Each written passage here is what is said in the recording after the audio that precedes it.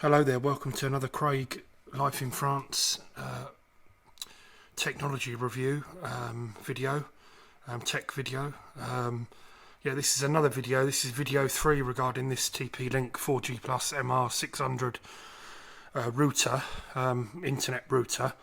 What I wanted to add today was there's 2 other videos on my channel.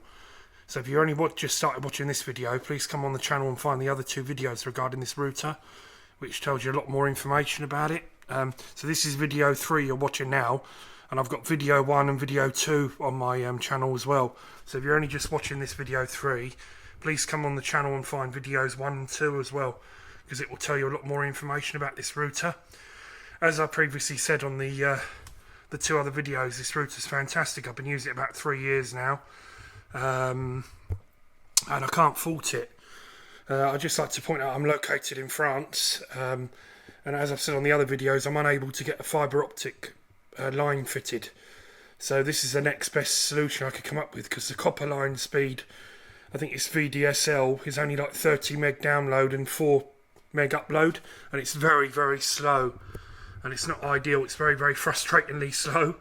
I do a lot of stuff online. I'm a PlayStation 4 gamer. As I say on my other videos, I run a lot of Apple stuff. I do a lot of TV streaming.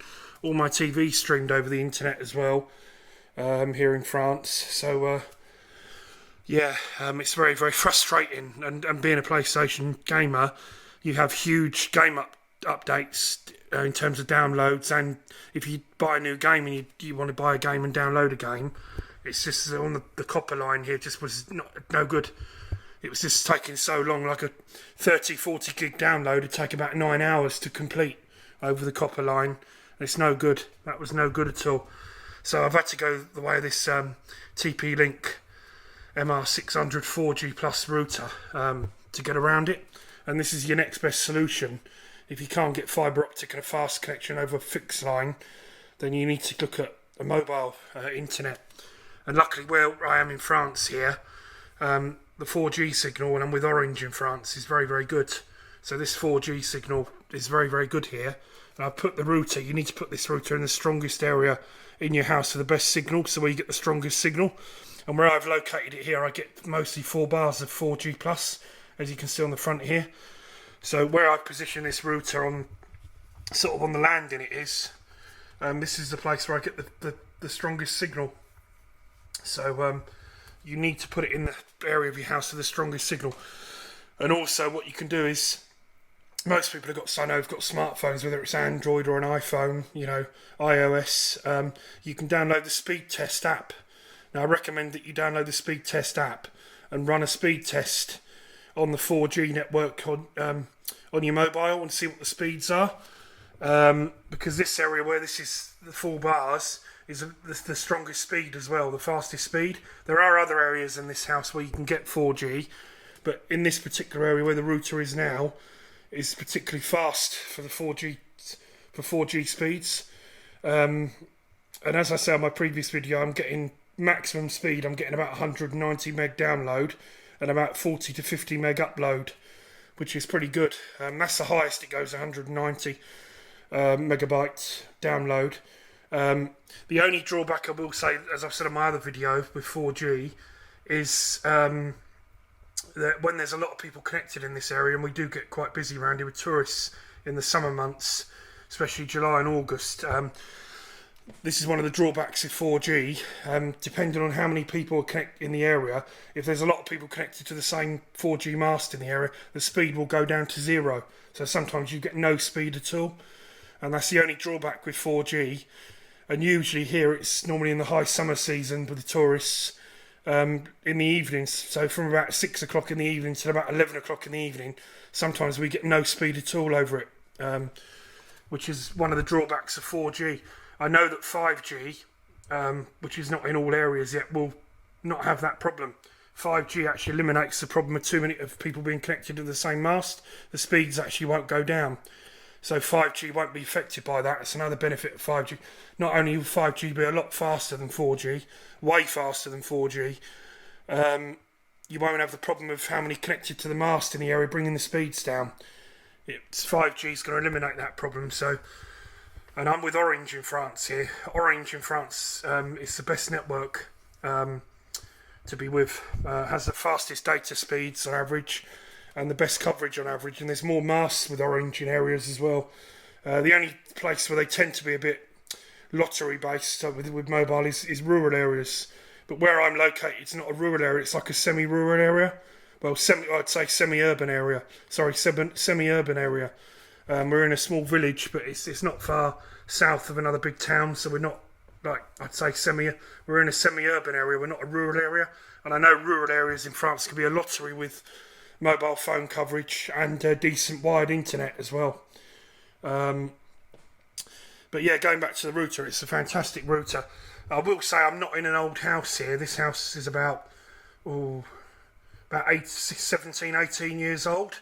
So it doesn't have really thick stone walls or anything like that. Now, I know some in France live in really old houses with really thick stone walls. So you may get problems with Wi-Fi coverage.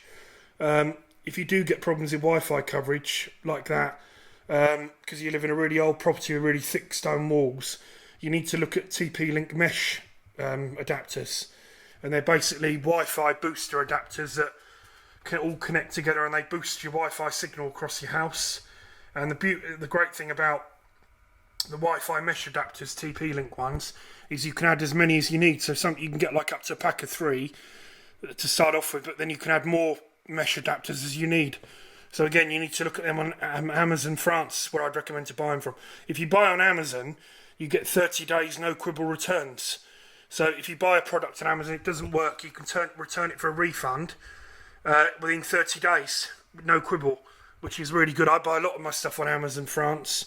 This router was brought on Amazon as well, because you actually save a bit of money than go to high street retailers as well. Like, you can go to Darty here or Bollinger, but if you go to Amazon France, you can save a lot of money on routers, and I did save a bit of money on this one than buying it from a high street retailer. And like I say, I got the 30 days no quibble on it, so if this hadn't have worked, I could have returned it for a refund within 30 days with no questions asked, basically, which is really good. So there's that to it. So like I say, to boost your home Wi-Fi, you need to go for TP Link mesh adapters. So mesh is MESH, mesh adapters. Anyway, the Wi-Fi signal on this, I get really good coverage on this from this router throughout the house. So there's not a room in the house you don't get a signal off it. It's very, very good. So for newer modern houses, you shouldn't have much of a problem. I certainly don't with this one in terms of Wi-Fi coverage. You can also, with this router, I think I said it on the other video, you can fit an external antenna to it. It has got, you take these 2 aerials off and you can fit an external antenna. So say if you're living in an area and your 4G signal's not that great, you can get an external antenna that you can put on the outside of your house and connect it to this router to boost it picking up a stronger 4G signal.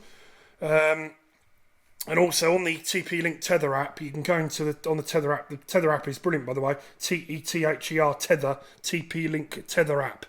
You need to download that and put that on your smartphone. You get one of these, either your Android or your iOS iPhone.